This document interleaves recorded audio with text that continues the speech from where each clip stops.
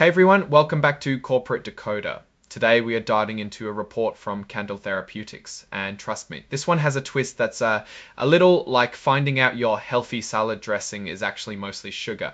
It's all about lung cancer treatment and some promising but also potentially misleading data. We're looking at what's called an 8K filing. Companies use these to tell investors about big news that could affect the stock.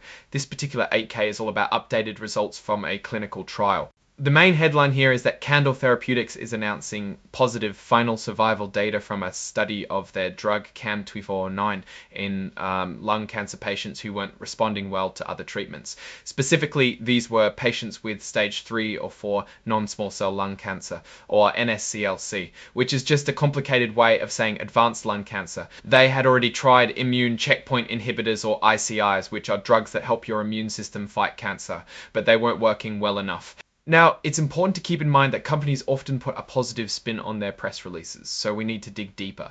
Luckily, they attached all the numbers for us to analyze.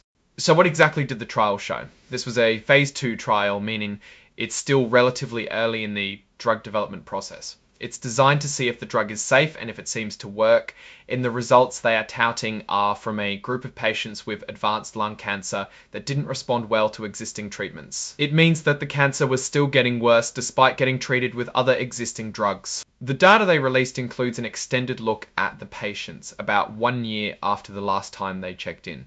The median follow-up time was about 29 months. Follow-up time is a measure of how long the researchers tracked the patients. They found that a percentage of these patients lived longer than 2 years. The company is emphasizing this longer tail of survival. This sounds promising, but we need to look at the actual numbers to see if it's a real improvement. The company says that in patients who didn't respond well to previous treatments, the average survival time was about 24.5 months. Now, the company says if the patient's cancer continued to progress despite the previous treatment, the average survival time was about 21.5 months. The company is saying that this is better than what's usually seen with standard treatments, which they claim to be about 9.8 to 11.8 to 11.8 to 11.8. To 11 point to note that the company is comparing the results of their trial to what they saw in other research, and those patients might not be a perfect match for the patients in this new trial. They highlight that 37% of patients lived longer than 24 months. This is great, but it also means that the majority of the patients didn't live that long, which can mean this drug isn't that useful for everyone. Here is where it gets more interesting. The company notes that most of the patients who lived the longest had a specific type of lung cancer called non-squamous NSCLC. Basically, there are two main types of NSCLC. The company is suggesting that the drug might work better for patients with non-squamous cancer. Digging deeper, the researchers looked at how the patients' immune systems responded to the drug. They found that patients with non-squamous NSCLC showed bigger changes in their immune cells, which could explain why they lived longer.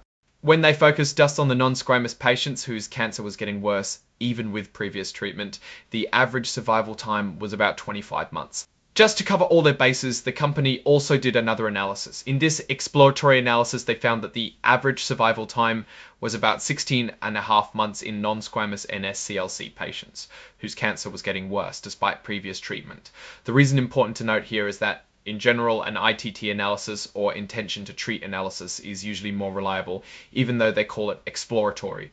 The reason is that the ITT analysis includes all patients regardless of whether they fully followed the treatment plan or not, in order to not introduce bias. They are saying that even with this more conservative analysis that the drug helps. They are comparing it to research saying that the average survival time is between 9.9 to 12.3 months for these patients. The company observed something called an absorpal effect in a percentage of the patients. This is a fancy term that means the drug seemed to shrink tumors that weren't even directly injected with the drug. This suggests that the drug might be triggering a body-wide immune response against the cancer.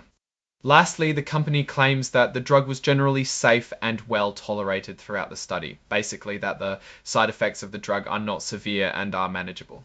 Based on these results, the company is planning to move forward with testing the drug in a larger trial, specifically in patients with non-squamous NSCLC. This future trial could potentially lead to the drug being approved and sold to patients. Now, let's step back and take a broader look at Candel Therapeutics based on this announcement. The good occult appears the company has a potential drug for a very difficult to treat cancer. There's a real need for new options for lung cancer patients who don't respond to existing therapies. So this addresses a significant problem.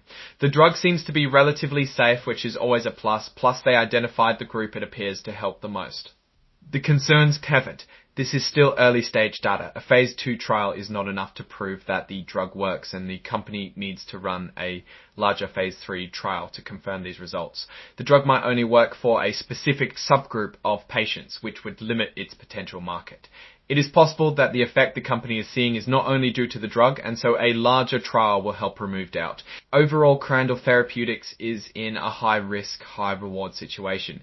If their drug succeeds in larger trials, it could be a game changer for lung cancer treatment and a huge win for the company. But there's also a significant risk that the drug will fail, especially if it only helps a small group of patients. Is Candel Therapeutics the real deal or a case of wishful thinking? Only time and future trials will tell. Thanks for watching, and don't forget to like, comment and subscribe for more Corporate Decoder.